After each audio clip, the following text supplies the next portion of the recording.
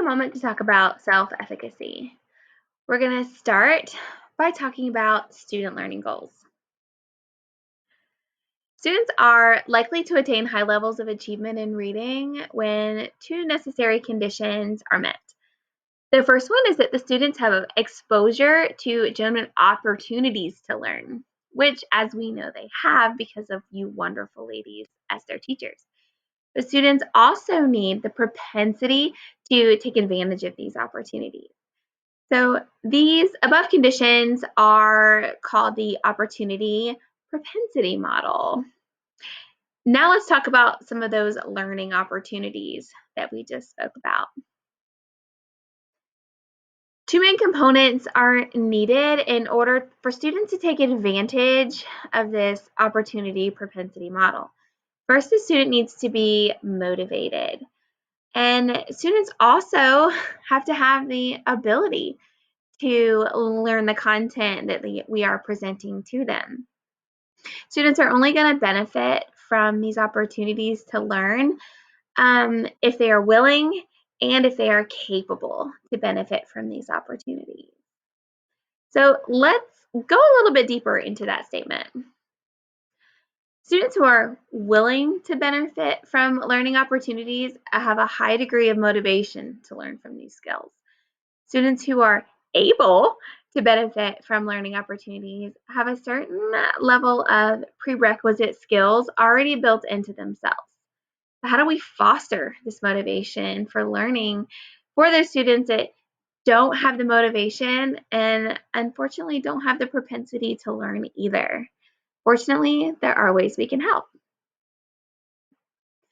Self-efficacy is one of those ways that we can help. Self-efficacy is the ability to affect change in one's world and have control over one's choices, despite all of our external circumstances that we have going on, especially right now. Self-efficacy has to do with a person's belief that they have the ability to perform at their best, that they can do it. So these beliefs have effects on students. So let's look into some of those belief effects that students have.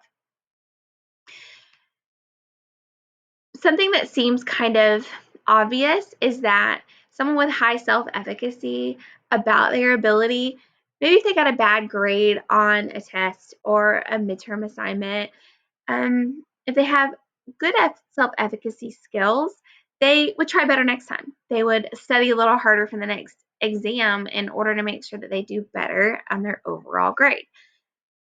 However, some of our students that don't have that self-efficacy or a lower self-esteem would tend to lose interest in studying. And I know we've all felt that, no matter to what degree of our own self-efficacy. So how do we fix this? Well, in order to fix this, we really have to tap into their social emotional competencies. Studies of schools children have shown that about 14% variance in academic achievement is accounted for just by self-efficacy. 14% of our students do not achieve at their best just because they don't believe they can. That hurts to say and that hurts to type. So it's very important for us as teachers to engender a sense of that social emotional competency that readers and writers need in order to succeed. The development of these social emotional competencies is very intimately linked to language development, starting at a very, very early age. So I'm going to introduce you to something called ROAR. ROAR is reaching out to all readers. I want you to take a look at this example of a read aloud given by a pre-K teacher. Mrs. Channing is doing a read aloud of Where the Wild Things Are. I'm going to take you a moment to look at the script.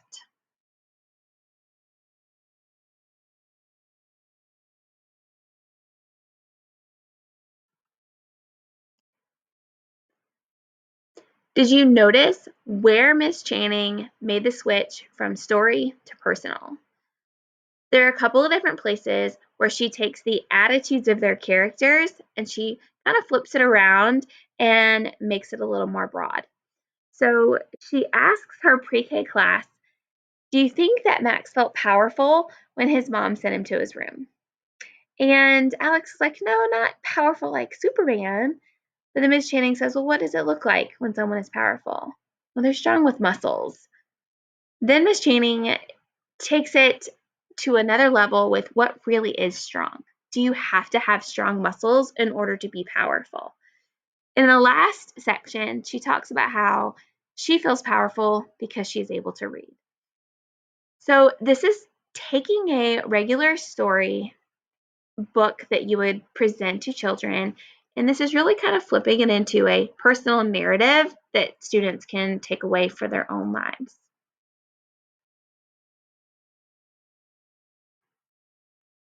Hi again. Now let's talk about self-efficacy in the classroom. Student-centered goals. I love this infographic because it focuses really on the progression of students' thinking as they start with, I really just don't want to do it, to I've got this. This is something you can post in your classroom, something I plan on posting in my classroom, just as a reminder of we all start somewhere. Where do you start? What do you need to do to make it to the top? So let's focus on the factors that contribute to self-efficacy. So let's get with those factors. These are some factors that contribute to self-efficacy, and some of them might be a little surprising. So one thing that contributes is your past experiences. Not real surprising there that you would use past experiences to tell you how you feel now about yourself. Observed experiences or modeling by others. This is one where teachers can really play a pivotal role in creating efficacy in children. Coaching and feedback, another one where teachers can play a very vital role. Visualization of future success.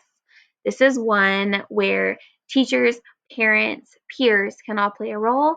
And then experience of physical and emotional sensations.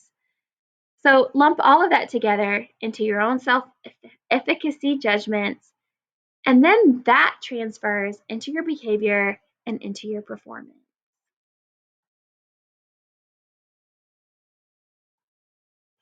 Now let's go to the broad and specific strategies that you can use within your own classroom to help create self-efficacy within your students. So let's start kind of broad.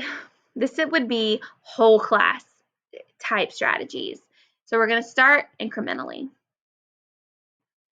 Develop learning progressions with your students. This is based on their progress. This is a roadmap towards mastery of a skill or a task. This is something that students can look at that can clearly represent what your expectations are as a teacher for them as a student when it comes to achievement. This can help students track their progress towards the mastery of a skill or content area. I'm going to bring your attention to this graphic. This is an example, a personal example of how you can show incremental progress. These are the proficiency levels for FSA. So a student can be given this paper within each standard that they are working on. Students will know that in order to achieve a level 3, this is the level that they need to master. In order to reach a level 4, this is the thought process that needs to go into their work.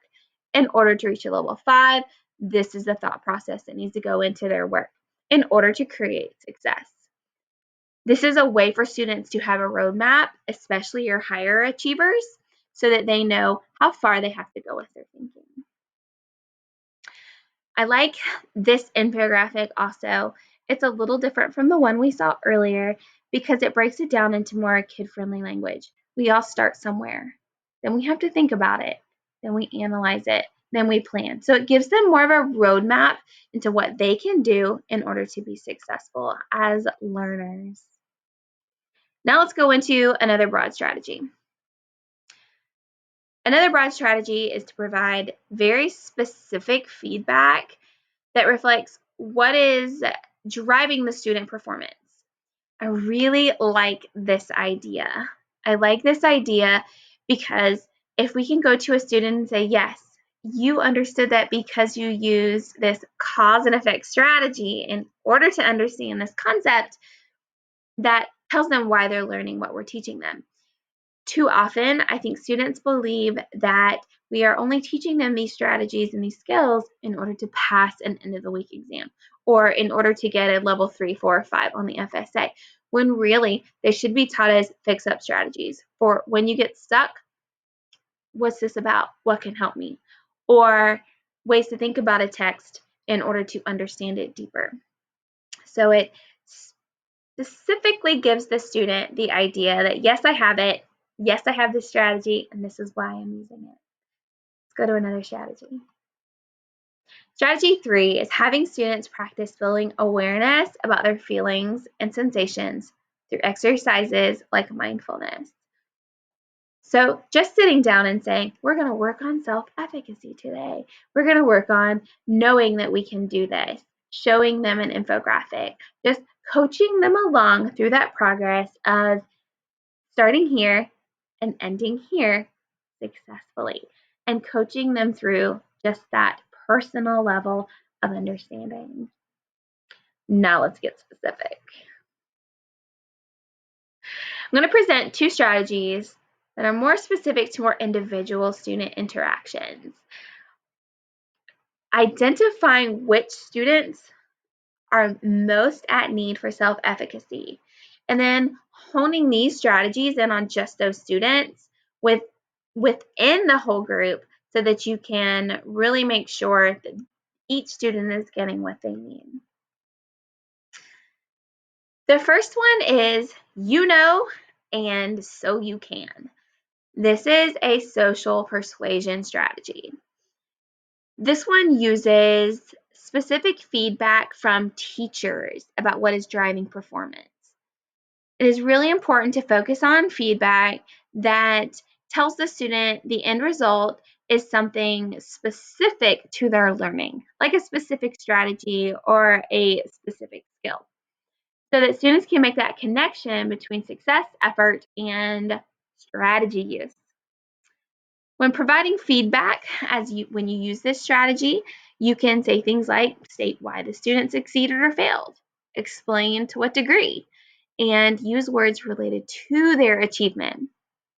Now, this can be used at the elementary, the middle school, or the high school level if you choose to use this strategy. I would like to call your attention to the very last check mark at the bottom of the screen. Note that negative comments are more effective in lowering self-efficacy than positive comments are in raising self-efficacy. Be very mindful of what you say to your students. The last specific strategy is if she can do it, I can too. This is using peer power. This is using their peers to foster opportunities to acquire students new skills and strategies by observing others who have already mastered it. So you could have a mastery student ask your struggler, tell me what you know about this. How might you break this problem apart into smaller steps? What strategies do you use to get from here to here? Or you could flip that.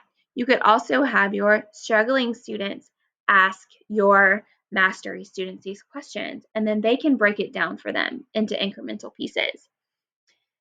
I would like to also call your attention to the second check mark at the box, a check mark at the end.